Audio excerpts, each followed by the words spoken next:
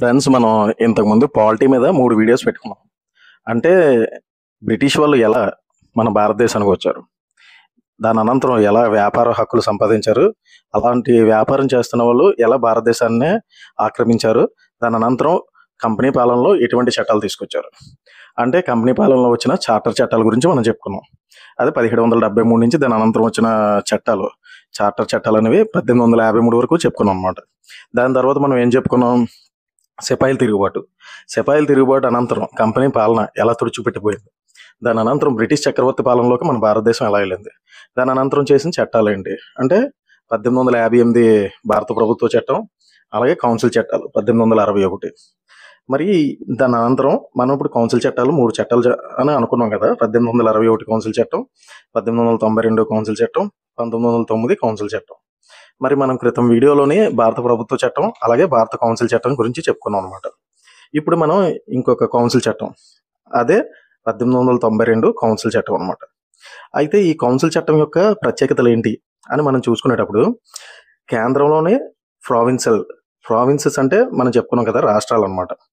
ఈ రెండిట్లో కూడా లెజిస్లేటివ్ కౌన్సిల్స్ అని 2 ఉన్నాయన్నమాట.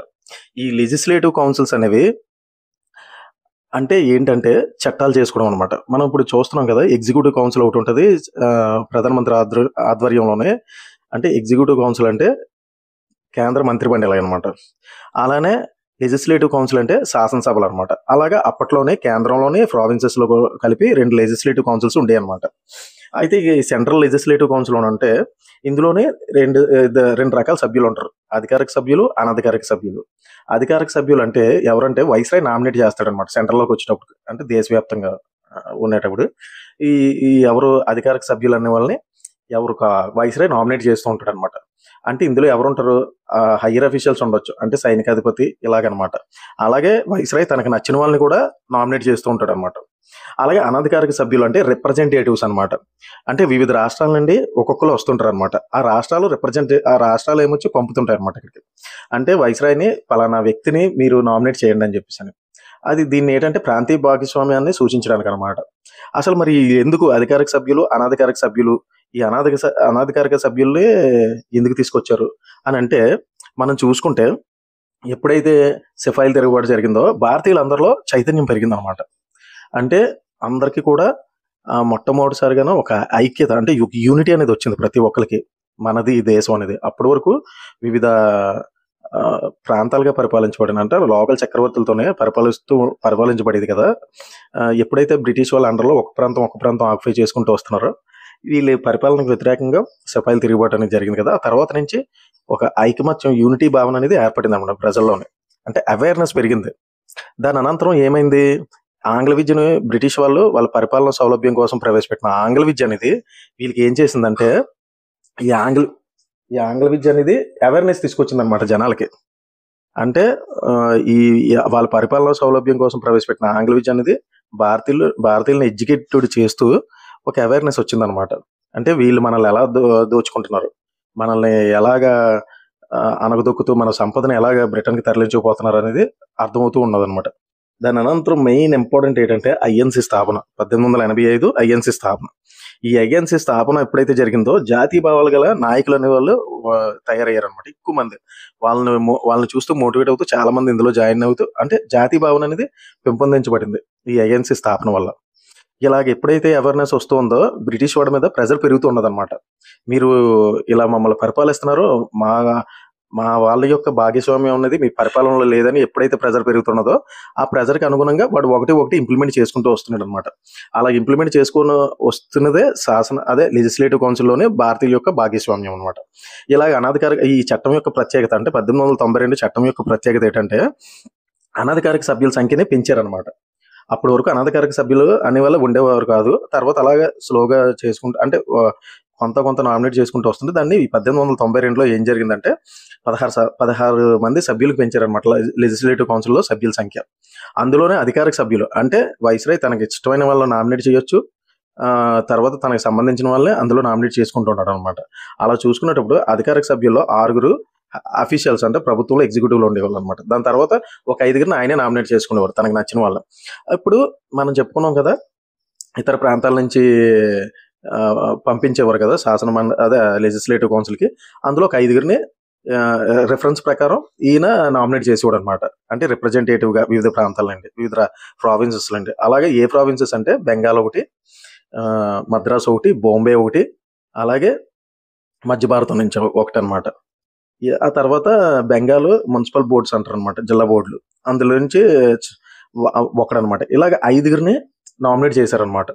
అయితే ఇది నామినేట్ అనేది మొట్టమొదటిసారిగా ఎన్నిక అనే పదం వస్తుంది, కానీ అయితే ఇది ఎన్నిక కాదు, ఓన్లీ నామినేషన్ మాత్రమే.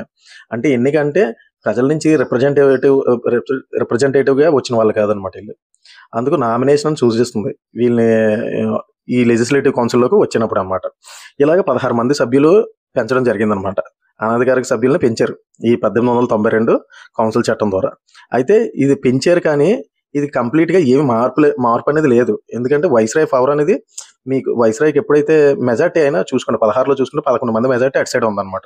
తను ఏమైనా చేయాలనుకున్నా, ఏమైనా చేయకూడదు అనుకున్నా ఆయన రిజెక్ట్ చేస్తే అది రిజెక్ట్ అయిపోద్ది అనమాట. ఎందుకంటే మెజార్టీ అటు సైడ్ ఉంది కాబట్టి. అంటే పేరుకు నామినేట్ చేశారు, కానీ పెద్ద మార్పులు అయితే ఈ చట్టం ద్వారా ఏం జరగలేదన్నమాట. అలాగే స్టేట్స్లో కూడా ఇలాగే జరిగిందనమాట. అంటే వివిధ ప్రాంతాల నుంచి, అంటే మున్సిపల్స్ బోర్డులు కానీ, తర్వాత జమీందారుల నుంచి కానీ, లేకపోతే విశ్వవిద్యాలయాల నుంచి కానీ, ఇలా వివిధ ఆర్గనైజేషన్ ద్వారా నామినేట్ అయ్యేవారు అనమాట స్టేట్స్లో కూడా. ఇలాగా జరిగిన ఈ విధంగా జరిగిందనమాట. మనం చూసుకుంటే 1892 కౌన్సిల్ చట్టం యొక్క విశిష్టత అనమాట ఇది, ఈ విధంగా జరగడం. 2 రకాలుగాను. దీని అనంతరం అదే చెప్పాను కదా, ఎన్నిక అనే పదం మాత్రం వాడలేదు, ఇది జస్ట్ నామినేషన్ మాత్రమే. ఈ చట్టం యొక్క స్పెషల్ అనమాట ఇందులోనే. అలానే ఈ చట్టంలోనే ఇంకో స్పెషాలిటీ ఏంటంటే, లెజిస్లేటివ్ కౌన్సిల్ ఉంది కదా, దాని విధులను విస్తృతం చేసింది. ఇంతకుముందు లెజిస్లేటివ్ కౌన్సిల్లోని సభ్యులు ఏమైనా మాట్లాడాలనుకుంటే నాకు ముందుగా పర్మిషన్ తీసుకోవాలన్నమాట. అలాగే ఫైనాన్స్ గురించి కానీ, వివిధ ఏమైనా ముఖ్యమైన విషయాలు ఉంటే అవి మాట్లాడడానికి వీళ్ళకి అధికారం లేదనమాట. అంటే అది మాట్లాడాలంటే ముందు పర్మిషన్ తీసుకోవాలి, వైస్రాయ్ యొక్క పర్మిషన్. ఆయన ఆ పర్మిషన్ ఇస్తేనే వీళ్ళు మాట్లాడడానికి అవుతుంది తప్ప, లేదా క్వశ్చన్లు అడగడానికి అవ్వదు. అంటే ఇప్పుడు మనం శాసనసభలు చూస్తున్నాం కదా, అందులో ప్రశ్నోత్తరాల సమయం అని ఇలాగ సభ్యులు అడుగుతుంటారు కదా, ఇటువంటివి అనమాట యాక్టివిటీస్ ఉండే కాదనమాట. అయితే ఈ చట్టంలోనే ఏం చేశారంటే ఇటువంటివి తీసుకొచ్చారు. అంటే బడ్జెట్ పై మాట్లాడే అధికారాన్ని కల్పించింది ఈ చట్టం. అలానే ప్రభుత్వాన్ని ఉద్దేశించి ప్రశ్నలు వేసే అధికారాన్ని కూడా కల్పించింది ఈ చట్టం. అలాగే 2 రకాల ఇష్యూస్ని ఇంప్లిమెంట్ చేశారనమాట. 2 రకాలు ఏంటి, బడ్జెట్ పై మాట్లాడే అధికారాన్ని, ప్రభుత్వాన్ని ఉద్దేశించి ప్రశ్నలు వేసే అధికారాన్ని కల్పించింది ఈ చట్టం అనేది. అంటే స్లోగా ఒకటి ఇంప్లిమెంట్ అవుతూ వస్తుందన్నమాట. అయితే ఇవన్నీ కూడా చేసేది ఎవరు, వైస్రాయ్ ఆధ్వర్యంలోనే జరుగుతుంటాయి అనమాట. ఇవి కూడా వైస్రాయ్ పర్మిషన్ ఇస్తూ ఉంటాడు. కాకపోతే ఇంతకు ముందు ఉండేది కాదు, ఈసారి మాత్రం ఈ చట్టం ప్రకారం వచ్చినాయి అనమాట. ఇప్పుడు మనం చెప్పుకోవాల్సిన చట్టం అతి ముఖ్యమైన చట్టం అనమాట, 1909 కౌన్సిల్ చట్టం. ఈ చట్టం యొక్క ప్రత్యేకత ఏంటంటే, 1909 చట్టం అనేది చాలా వివాదాస్పదం అయిందనమాట ఆ కాలంలో. అది ఎందుకు అని అంటే, ఈ చట్టం యొక్క ఫస్ట్ ముఖ్య ఉద్దేశాలు ఏంటో మనం ఒకటి తెలుసుకున్నాం అనమాట. ఈ చట్టాన్నే ఏమని అంటారంటే మార్లే మింటో సంస్కరణ అంటారు అనమాట. లార్డ్ మార్లే అనేవాడు ఆనాటి భారత రాజ్య కార్యదర్శి, అలాగే మింటో ఆనాటి భారత వైస్రాయ్. వీళ్ళిద్దరి పేరు మీద వచ్చిందే ఈ చట్టం. అంటే ఈ చట్టాన్ని వీళ్ళిద్దరి పేరు మీద అంటూ ఉండేవారు అనమాట, మింటో మార్లే సంస్కరణలు. మనం ఇంతకుముందే చెప్పుకున్నాం, ఏమని చెప్పుకున్నాం, లెజిస్లేటివ్ కౌన్సిల్లో సభ్యుల సంఖ్య 16 మంది ఉన్నారు. అలాగే స్టేట్స్లో కూడా కౌన్సిల్ అన్అఫీషియల్ మెంబర్స్ నామినేట్ చేస్తూ ఉన్నారని మనం చెప్పుకున్నాం గత వీడియోలో, అదే ఇంతకుముందు. అయితే ఈ అనధికారిక సభ్యుల సంఖ్య అంటే 1892 కౌన్సిల్ యాక్టివ్లోనే ఏదైతే ఉన్నదో అనధికారిక సభ్యుల సంఖ్య, ఈ చట్టంలో ఏమైందంటే దాన్ని 16 నుంచి 60కి చేశారనమాట. ఈ 60కి చేసిన దాంట్లోనే అధికారిక సభ్యుల సంఖ్య అలా ఉంచారు, అనధికారిక సభ్యుల సంఖ్యను మాత్రం పెంచారనమాట. అలాగే స్టేట్స్లో కూడా ప్రావిన్సెస్ ఉన్నాయి కదా, అందులో కూడా అలాగే పెంచారనమాట. అయితే స్టేట్స్కి వచ్చేటప్పటికి ఇక్కడైతే ఫిగర్ అంటే 16 నుండి 60 చేశారు, కానీ స్టేట్స్కి వచ్చేటప్పటికి అలా ఉండేది కాదనమాట. దానికి స్పెసిఫిక్గా ఎంత లేదు, ఒకే రీతిని లేదనమాట. ఎందుకు లేదంటే ప్రావిన్సెస్లో విస్తీర్ణ ప్రకారం, జనాభా ప్రకారం మారుతూ ఉండే అనమాట. ఇప్పటికైనా మనం చూస్తుంటాం కదా, ఒక్కొక్క నియోజకవర్గం చూస్తే, ఒక్కొక్క స్టేట్ చూస్తే ఎమ్మెల్యేలు ఎంపీలు ఎక్కువ ఉంటారు, ఒక్కొక్క స్టేట్ తక్కువ ఉంటారు. అదేంటంటే జనాభా ప్లస్ విస్తీర్ణం. ఈ విధంగా చూసుకునేటప్పుడు ప్రావిన్సెస్లో చూస్తే ఒకే తీరును ఉండేది కాదనమాట మెజార్టీ అనేది. ఇక్కడ అనధికారిక సభ్యుల సంఖ్య పెంచితే అక్కడ అధికారిక సభ్యుల సంఖ్య పెంచారు స్టేట్స్లో అనమాట.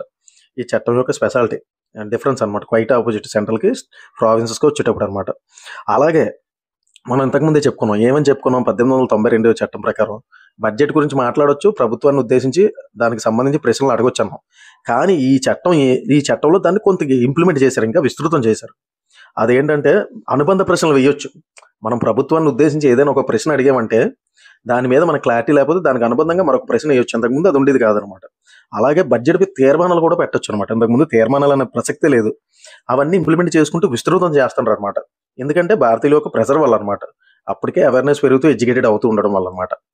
ఈ విధంగా ఈ చట్టంలోని ఇదొక స్పెషాలిటీ ఉందన్నమాట. అలాగే మొట్టమొదటిసారిగా వైస్రాయ్ మరియు గవర్నర్ కార్యనిర్వాహక మండలిలో మొదటిసారిగా భారతీయులు ఎవరైతే ఉన్నారో వాళ్ళకి సభ్యత్వాన్ని కల్పించారనమాట. అంటే గవర్నర్ యొక్క లేదా వైస్రాయ్ యొక్క ఎగ్జిక్యూటివ్ కౌన్సిల్లోనే ఫస్ట్ టైం ఆ ఎగ్జిక్యూటివ్ కౌన్సిల్లోని మనం మొట్టమొదటిసారిగా ఒక భారతీయుడికి అవకాశం కల్పించారు. ఆ భారతీయుడు ఎవరంటే సత్యేంద్ర ప్రసాద్ సిన్హా అనమాట. అంటే ఈయన ఎస్పి సిన్హా అంటారు అనమాట. మీరు గుర్తుపెట్టుకోండి, ఈ క్వశ్చన్ అనేక వివిధ కాంపిటేటివ్ ఈవెన్ సివిల్స్లో కూడా అడిగాడు అనమాట. ఏమని, ఈ క్రింది ఎవరు మొట్టమొదటిసారిగా వైస్రాయ్ యొక్క కార్యనిర్వాహక మండలిలోనే చోటు కల్పించబడిన భారతీయుడు ఎవరనంటే ఎస్పి సిన్హా అనమాట. ఈయనకి దేంట్లో కల్పించారంటే లా మెంబర్గా నియమించారనమాట. ఇదోటి గుర్తుపెట్టుకోండి. ఈయన కల్పించారు రైటే. ఈయన ఏ పదవిలో నియమించారంటే లా మెంబర్గా నియమించారనమాట. ఇదోటి గుర్తుపెట్టుకోండి, మెయిన్ మోస్ట్ ఇంపార్టెంట్ అనమాట. అలానే మనం చెప్పుకున్నాం ఇది చాలా అత్యంత వివాదాస్పదమైన చట్టం అని చెప్పి. ఎందుకు వివాదాస్పదమైంది, అసలు ఈ చట్టం యొక్క అసలు అంత వివాదాస్పదమైన అంశాలు ఏంటున్నాయి ఈ చట్టంలో చూసుకుంటే, అతి ముఖ్యమైనది ముస్లింలకు మతపరమైన ప్రాతినిధ్యాన్ని ఈ చట్టం అనేది ఏర్పరిచింది అనమాట. ఇది మెయిన్ మన దేశం పాకిస్తాన్ ఇండియాగా విభజించబడడానికి మొట్టమొదటిగా బీజం పడింది అనమాట ఇక్కడే. అంటే భారతీయులు చాలా అవేర్నెస్ పెరిగి అప్పట్లోనే మతపరంగా విభేదాలు ఉండేవి కాదు. మనకి ముస్లిమ్స్కి అందరూ ఐకమత్యంతో ఉండి ఏ ఉద్యమం చేసినా కలిసిమెలిసి చేసేవారు అనమాట. ఎవరికి కూడా అభిప్రాయ భేదాలు ఉండేవాళ్ళు కాదు, అన్నదమ్ముల వల్లే ఉండేవారు అనమాట, హిందూ ముస్లిం కూడా. అయితే బ్రిటిష్ వాడు అనుసరించిన విధానం అంటే డివైడ్ అండ్ రూల్ పాలసీ అనేది అనుసరించాడు. అంటే మనలో మనకి గొడవలు పెట్టాలి, విభేదాలు సృష్టించాలి అనే ఒక ప్లాన్ వేసుకొని దాన్ని ఇంప్లిమెంట్ చేయడం మొదలుపెట్టాడు అనమాట. అలాగే ఈ చట్టం ఏం చేసిందంటే ముస్లింకి మతపరమైన ప్రాతినిధ్యాన్ని ఏర్పరిచి వీళ్ళకి ప్రత్యేక నియోజకవర్గాలని ఏర్పాటు చేశాడు అనమాట. అంటే దీని అర్థం ఏంటంటే, మనం ఒక నియోజకవర్గాన్ని తీసుకుందాం, ఇక్కడ ముస్లిమ్స్ ఉన్నారు, ఎక్కువ డామినేట్ చేస్తున్నారు అనమాట. అలాంటప్పుడు ఏం చేస్తాడంటే ఆ నియోజకవర్గం ఏదైతే ఉందో అందులో ముస్లిం వ్యక్తిని నిలబెడతాడు అనమాట, ఎమ్మెల్యే క్యాండిడేట్. వాడికి ఓన్లీ ముస్లింలే ఓటు వేయి, ముస్లింలే ఎన్నుకోవాలన్నమాట. అంతే తప్ప హిందువులు ఓటు వేయకూడదు, మిగతా అదర్ రిలీజియన్స్ ఉన్నారు కదా వాళ్ళు కూడా ఎన్నుకోవడానికి అవ్వదన్నమాట. ఓన్లీ ముస్లింలే ఎన్నుకొని ముస్లింలే పరిపాలించబడాలన్నమాట. ఆ విధంగా ఈ వేరియేషన్ ఎప్పుడైతే వచ్చిందో ఇది తీవ్ర అంటే ఏమైందంటే విభేదాలకు దారితీసింది అనమాట. ఈ విధంగా అంటే ఒక నియోజకవర్గం ఉందంటే ఏ కమ్యూనిటీ అయితే ఉందో అదే రిలీజియన్ ఏదైతే ఉందో దానికి సంబంధించిన వ్యక్తిని నియమించి దానికి సంబంధించిన వాళ్ళే ఆ రిలీజియన్ ఎవరైతే ఉన్నారో వాళ్ళే ఓట్లు వేసుకొని వాళ్ళే ఎన్నుకునే విధంగా ఈ చట్టంలో తీసుకొచ్చారనమాట. ఇదైతే ఎప్పుడైతే తీసుకొచ్చిందో ఇది తీవ్ర వివాదం అయిందనమాట. దీని ప్రకారం ముస్లిం ఓటర్లే ఎన్నుకోవాలి. ఈ విధంగా ఈ చట్టం మతతత్వానికి చట్టబద్ధత కల్పించింది అనమాట. అంటే ఈ చట్టం ద్వారా ఏం చెప్పింది, దీని మీనింగ్ అంటే మతతత్వానికి చట్టబద్ధత, అంటే దాన్ని బేస్ చేసుకునే కదా ఈ చట్టం తీసుకొచ్చారు. అందుకే దీనికి చట్టబద్ధత కల్పించబడింది అనమాట. ఈ కారణంగానే లార్డ్ మింటోని మత నియోజక గణాల పితామహుడు అనడం జరిగిందనమాట. ఈ విధంగా ముస్లింలని సపరేట్ చేయడం ద్వారా భారత్లో రిలీజియన్ పరంగా విభేదాలు సృష్టించి ఈ విధంగా మనం ఇంకా ఎక్కువ కాలం పరిపాలించవచ్చని బ్రిటిష్ వాడు అనుసరించిన విధానం అనమాట. ఈ చట్టం యొక్క ప్రత్యేకత. ఇది ఫ్రెండ్స్ 1892, 1909 యొక్క కౌన్సిల్ చట్టం యొక్క ప్రత్యేకతలు. నా వీడియో కానీ మీకు నచ్చినట్లయితే లైక్, షేర్ అండ్ సబ్స్క్రైబ్ చేయండి ఫ్రెండ్స్.